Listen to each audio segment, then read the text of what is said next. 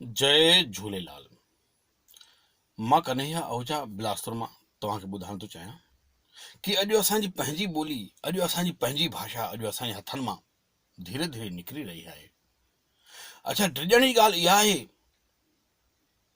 भउ इहो थो थिए कि कॾहिं अहिड़ो ॾींहुं न अचे कि असांजा ॿार असां खां पुछनि, पापा असांजी ॿोली छा आहे, हीअ भाषा छा आहे, हीअ छा थींदी आहे, किथे जनम वरितई, हिन जो नालो छा आहे, हे कंहिंजी धीउ आहे, कॾहिं जनम वरितई ऐं कॾहिं मरी वई, माफ़ कजो।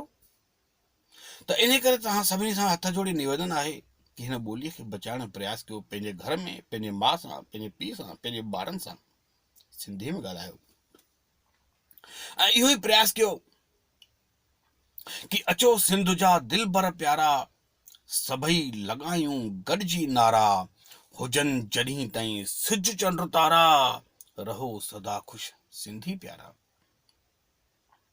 सभ जी पाण में रसंदी रहे पई, सिंधी ॿोली वसंदी रहे पई, समाज सभिनि जो लहंदी रहे पई, सिंध जी धारा वहंदी रहे पई। वही वही वञे हर घर जे हुअ कुंड गलियुनि ऐं जारनि में, नंढपण खां ई स्वाद ॿोलीअ जो भरे छॾियूं हर ॿारनि में। छो त हेड़ी मुंहिंजी सिंध जी ॿोली, ॼण वहे प्यार पियो धड़कन में भी प्यार। त हेड़ी मुंहिंजी सिंध जी ॿोली, ॼण वहे प्यार पियो धड़कन में, वसी वञे हर नस नस में ऐं वसी वञे हर धड़कन में। हीअ ॿोली आ रंग भरी ॼण ॾियारीअ जी रंगोली आ, सभ खां सुहिणी असांजी ॿोली सिंधी अबाणी ॿोली आ।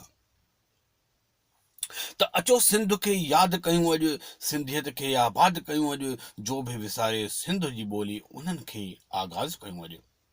छो त हीअ ॿोली आहे पंहिंजी ॿोली, हर ॿोलीअ खां सहजी ॿोली, हर ॿोलीअ खां खूब मिठी आहे, अहिड़ी नाहे कंहिंजी ॿोली।